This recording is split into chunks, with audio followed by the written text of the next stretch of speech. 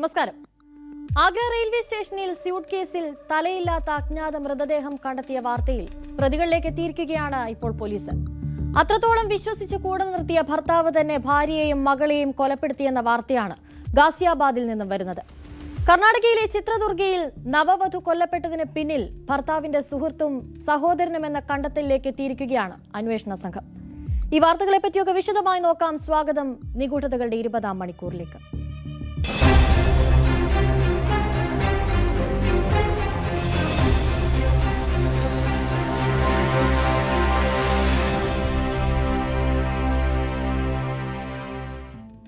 August 5-നാണ് Uttar Pradesh police Agra railway സ്റ്റേഷനിൽ നിന്ന് ഉപേക്ഷിക്കപ്പെട്ട നിലയിൽ ഒരു സ്യൂട്ട് കേസ് കണ്ടെത്തുന്നത്. ആ കേസിൽ ഇപ്പോൾ വലിയൊരു വഴിത്തിരിവുണ്ടായിരിക്കുകയാണ്. ഒരു യുവതിയും യുവാവും ഇതേ സ്യൂട്ട് കേസുമായി പലയിടത്തും സഞ്ചരിക്കുന്ന ദൃശ്യങ്ങൾ കണ്ടെത്തിയിരിക്കുകയാണ് ഇപ്പോൾ പോലീസ്. ഇതിന്റെ തുമ്പ് പിടിച്ച അന്വേഷണം നടത്തിയ പോലീസ് എത്തിച്ചേർന്നിരിക്കുന്നത് ഞെട്ടിക്കുന്ന വിവരങ്ങളിലേക്കാണ്.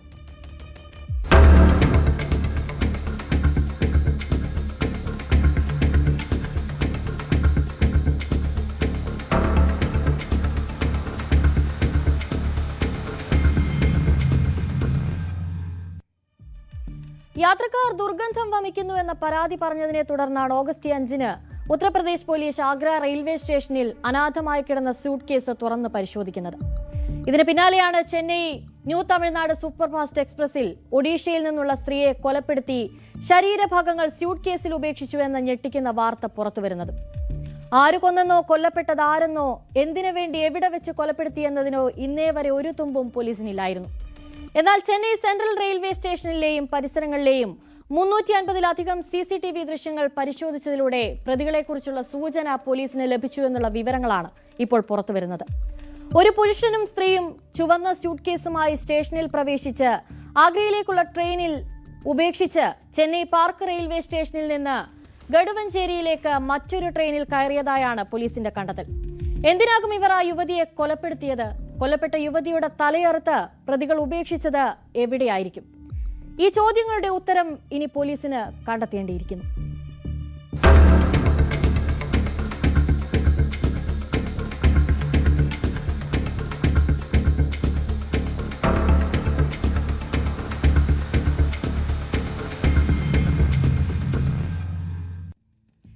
ഗുഡുവഞ്ചേരിയിൽ വെച്ച് യുവതി കൊല്ലപ്പെട്ടിരിക്കാമെന്ന നിഗമനത്തിലാണ് ഇപ്പോൾ അന്വേഷണ സംഘമുള്ളത്.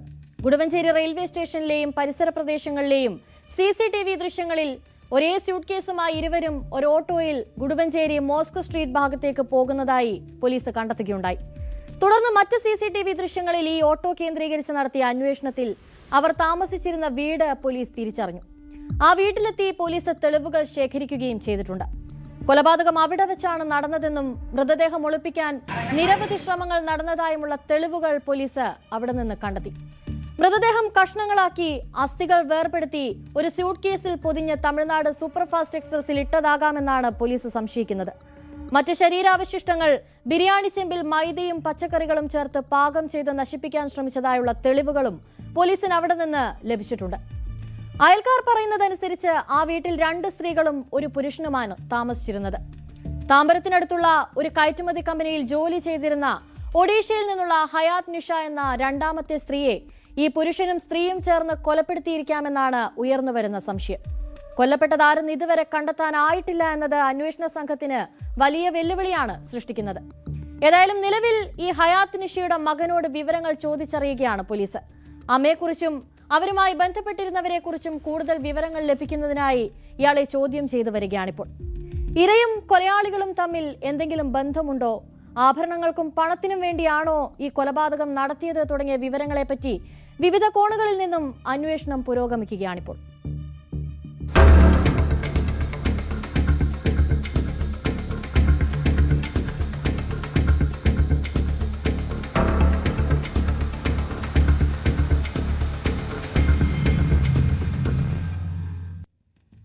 സ്വന്തം മകളെയും ഭാര്യയെയും അതിക്രൂരമായി വെട്ടിക്കൊലപ്പെടുത്തിയിരിക്കുകയാണ് ഗാസിയാബാദിൽ ഒരു യുവാവ്. കുടുംബ തർക്കമായിരുന്നു കൊലപാതകത്തിന് പിന്നിലെ കാരണം. രക്ഷിക്കാനായി എത്തിയ ഇളയ മകളെയും ഇതിനിടെ ഈ പ്രതി കൊല്ലാൻ ശ്രമിച്ചു. തലനാരിഴയ്ക്കാണ് ആ കുട്ടി രക്ഷപ്പെട്ടത്.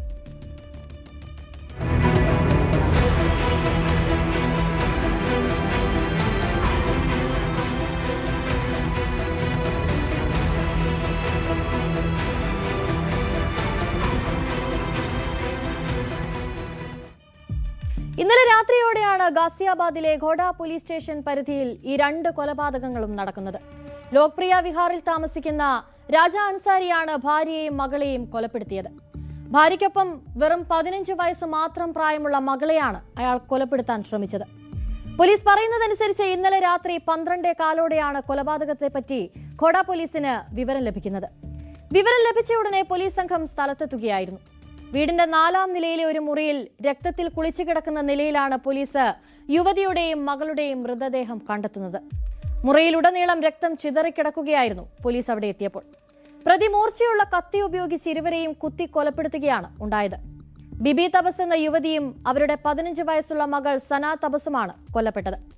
ആക്രമണത്തിൽ നിന്ന് ഇരുവരെയും രക്ഷിക്കാനെത്തിയ 14 വയസ്സുകാരി റൂബിക്കും നിസ്സാര പരിക്കുകളുണ്ട്. നിസ്സാരമായി പരിക്കേറ്റതുകൊണ്ട് തന്നെ ആ പെൺകുട്ടി സംഭവസ്ഥലത്ത് നിന്ന് ഓടി രക്ഷപ്പെടുകയായിരുന്നു. അതുകൊണ്ട് മാത്രം ആ കുട്ടി രക്ഷപ്പെട്ടു. ഈ പെൺകുട്ടി ഇപ്പോൾ ആശുപത്രിയിൽ ചികിത്സയിൽ തുടരുകയാണ്. അപകടനില തരണം ചെയ്തുവെന്നാണ് പോലീസ് പുറത്തുവിടുന്ന വിവരം. लोकप्रिय विहार की गली नंबर 3 में रहने वाले राजा अंसारी ने अपनी पत्नी और बेटी की हत्या कर दी है।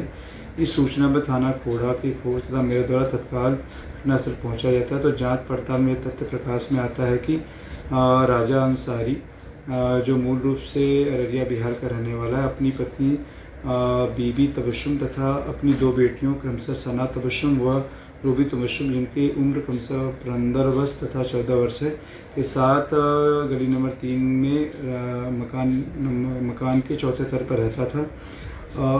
आज उसके द्वारा अपनी पत्नी बीबी तबस्सुम तथा पत्नी सना तबस्सुम की हत्या कर दी गई तथा दूसरी बेटी रूबी तबस्सुम को घायल कर दिया गया है। घायल बेटी को तत्काल उपचार हेतु एमजी हॉस्पिटल भेजा गया जहां खतरे से बाहर है। ഈ പ്രതി ആദ്യം ആക്രമിച്ചത് ഭാര്യയാണെന്നാണ് പോലീസ് പുറത്തുവിടുന്ന വിവരം. 2 പെൺമക്കളും അമ്മയെ രക്ഷിക്കാനായി ഇടപെട്ടതോടെയാണ് അവരും ആക്രമണത്തിന് ഇരയാകുന്നത്. പ്രതിയായ രാജ അൻസാരി ബീഹാറിലെ അരായിയിൽ നിന്നും ഗാസിയാബാദിലെത്തിയ ആളാണ്. ഡൽഹിയിലെ ഗാസിപൂരിലെ മത്സ്യ മാർക്കറ്റിൽ ബുക്ക് കീപ്പറായി ജോലി ചെയ്തു വരികയായിരുന്നു ഇയാൾ. ഇപ്പോൾ ഈ സംഭവത്തെ തുടർന്ന് പ്രതിയെ വീട്ടിൽ വെച്ച് തന്നെ പോലീസ് കസ്റ്റഡിയിലെടുത്തിട്ടുണ്ട്. എന്തായിരുന്നു കുടുംബ തർക്കത്തിന് പിന്നിലെ കാരണമെന്ന് ഇപ്പോഴും വ്യക്തമല്ല. तो इसमें चीख पुकार की आवाज़ आ रही थी। उसके बाद में फिर यहाँ से नीचे से लोग गए, इन्होंने देखा जाके तो वो माँ को और बेटी को मतलब एक को मार चुका था, दूसरे को वार कर रहा था उस पर। लोगों ने देखा, फिर उसको डांटा, वो नहीं रुका। ഇനി പ്രതിയെ വിശദമായി ചോദ്യം ചെയ്യുന്നതിലൂടെ മാത്രമേ പോലീസിന് ഈ കൊലപാതകത്തിന് പിന്നിലെ കാരണത്തിൽ ഒരു കൃത്യമായ നിഗമനത്തിലെത്താൻ സാധിക്കൂ. നിലവിൽ സംഭവസ്ഥലത്ത് നിന്ന് കൂടുതൽ വിവരങ്ങൾ ശേഖരിച്ച അന്വേഷണ സംഘം അയൽക്കാരെ അടക്കം ചോദ്യം ചെയ്തു വരികയാണ്. കുടുംബത്തിൽ ഇതിനു മുൻപും ഇത്തരത്തിൽ തർക്കങ്ങൾ നടന്നിട്ടുണ്ടോ എന്നതും ഈ യുവതി ഇങ്ങനെ നിരന്തരമായി മർദ്ദനങ്ങൾക്ക് ഇരയായിട്ടുണ്ടോ എന്നതും ഒക്കെ പോലീസ് ഇപ്പോൾ അന്വേഷിക്കുന്നുണ്ട്. അതുപോലെ തന്നെ കുട്ടികളെയും ഇയാൾ മർദ്ദിക്കാറുണ്ടായിരുന്നു എന്നതും അന്വേഷിച്ചു വരികയാണ്. ऊपर जो बिल्डिंग में ऊपर से चिपक किधर से आ रही है, जो हमारे पड़ोसी बेचारे बाकी पुलिस को बुला गए, बाद में पीसीआर गाड़ी को बुला के लाए तो ऊपर छत पे गए तो हमारे को मर्डर पड़े गए. ഈ ആശുപത്രിയിലുള്ള ഇളയ മകളിൽ നിന്ന് ലഭിക്കുന്ന വിവരങ്ങളും കേസന്വേഷണത്തിൽ അതിനിർണായകമാകും. എന്തായിരുന്നു ഈ ആക്രമണത്തിന് പിന്നിലെ കാരണമെന്നതടക്കമുള്ള വിവരങ്ങൾ ഈ കുട്ടിയിൽ നിന്ന് ലഭിക്കുമെന്നുള്ള പ്രതീക്ഷയിലാണ് ഇപ്പോൾ അന്വേഷണ സംഘമുള്ളത്. ഈ യുവാവിന് ക്രിമിനൽ പശ്ചാത്തലമുണ്ടോ എന്നതും പോലീസ് അന്വേഷിക്കുകയാണ്.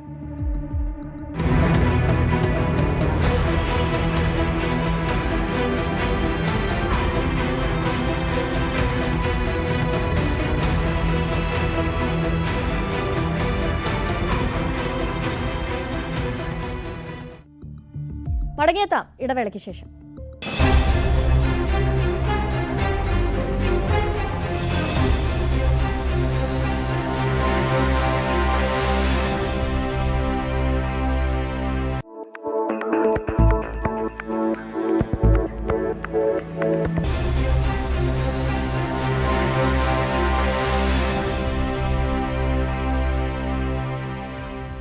ഓഗസ്റ്റ് 19 കർണാടകയിൽ നവവധുവിനെ കിണറ്റിൽ കൊല്ലപ്പെട്ട നിലയിൽ കണ്ടെത്തിയെന്ന വാർത്ത പുറത്തുവരുന്നത്.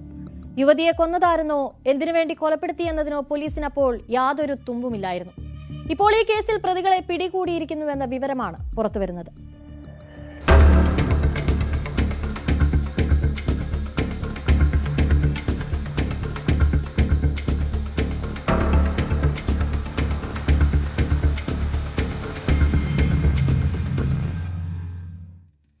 ഓഗസ്റ്റ് 19 ബുധനാഴ്ച ചിത്രദുർഗ ജില്ലയിലെ മഹാദേവപുരയ്ക്ക് സമീപം വിജനമായ കിണറ്റിൽ നിന്ന് നവദമ്പതിമാരിലൊരാളായ സ്ത്രീയെ ബലാത്സംഗം ചെയ്ത് കൊലപ്പെടുത്തിയ കേസിൽ 2 പേരെയാണ് പോലീസ് അറസ്റ്റ് ചെയ്തിരിക്കുന്നത്.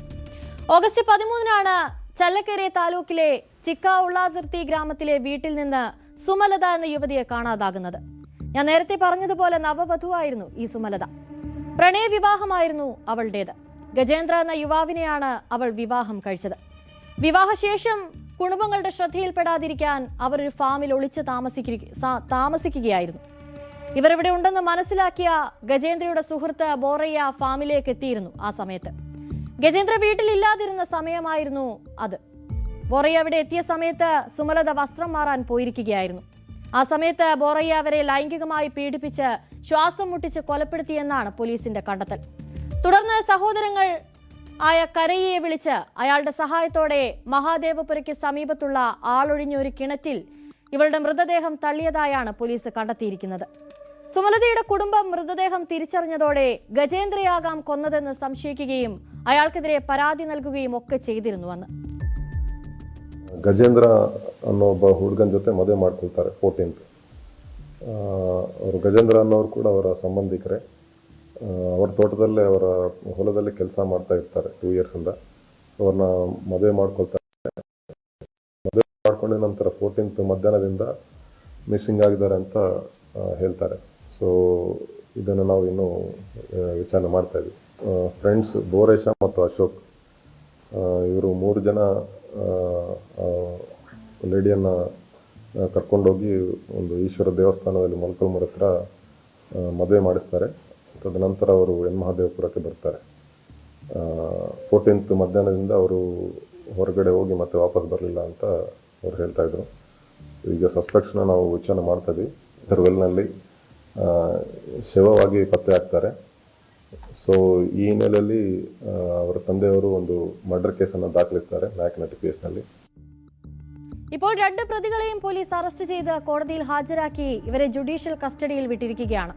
യഥാർത്ഥത്തിൽ എന്താണ് സംഭവിച്ചതെന്ന് മനസ്സിലാക്കുന്നതിനും കൂടുതൽ തെളിവുകൾ ശേഖരിക്കുന്നതിനുമായി ഇപ്പോൾ അന്വേഷണം തുടർന്നു വരികയാണ്.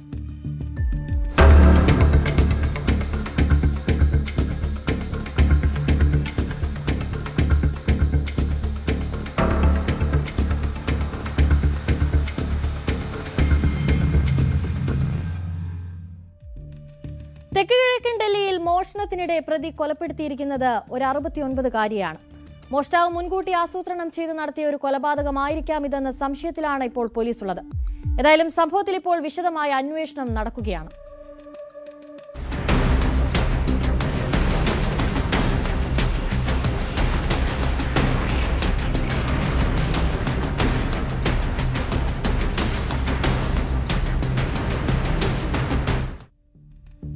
തെക്ക് കിഴക്കൻ ഡൽഹിയിലെ പന്നഗറിലെ ഒരു ഫ്ളാറ്റിൽ ഒറ്റയ്ക്ക് താമസിച്ചിരുന്ന 69-കാരിയായ സ്ത്രീയാണ് കവർച്ചയ്ക്കിടെ കൊല്ലപ്പെട്ടിരിക്കുന്നത്.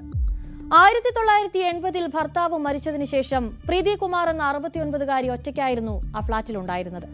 ഇത് മനസ്സിലാക്കിയ പ്രതി മുൻകൂട്ടി നിശ്ചയിച്ച പ്രകാരം വീട്ടിൽ മോഷണം നടത്തിയതാകാമെന്നാണ് പ്രാഥമിക നിഗമനം.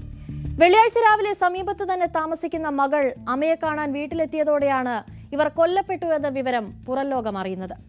പിന്നീട് പോലീസ് നടത്തിയ അന്വേഷണത്തിൽ പുലർച്ചെ 3:15 പ്രതി വീട്ടിൽ പ്രവേശിക്കുന്നതും പുലർച്ചെ 4 മണിക്ക് മുൻപ് ഇയാൾ പുറത്തു പോകുന്നതുമായ CCTV ദൃശ്യങ്ങൾ ലഭിക്കുകയുണ്ടായി.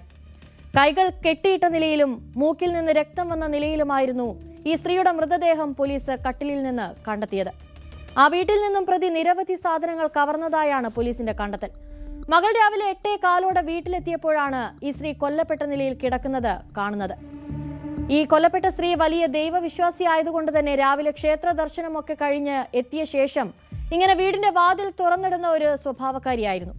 ആദ്യം അങ്ങനെ എന്തെങ്കിലുമൊക്കെ ആയിരിക്കാം വാതിൽ തുറന്നു കിടക്കുന്നതിന് കാരണമെന്നായിരുന്നു ഈ മകൾ കരുതിയത്.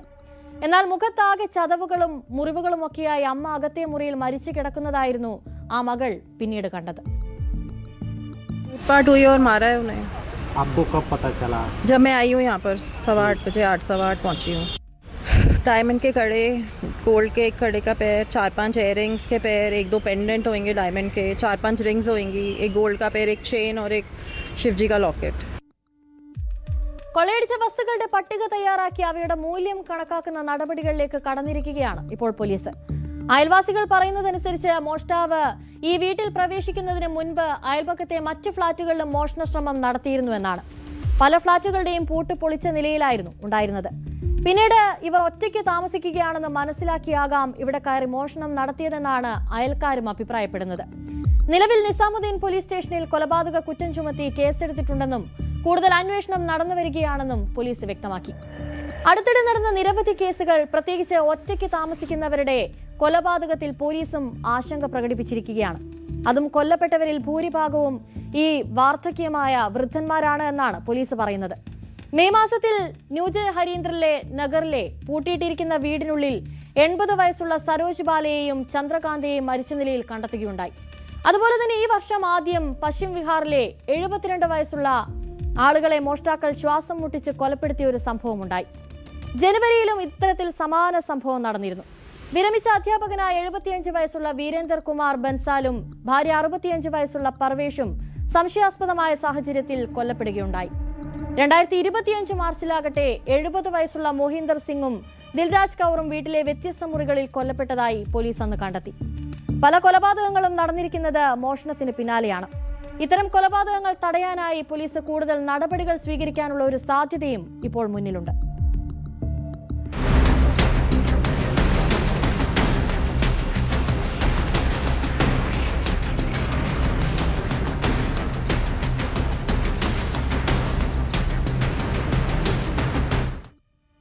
ട്വന്റി പൂർണ്ണമാവുകയാണ്. നമസ്കാരം.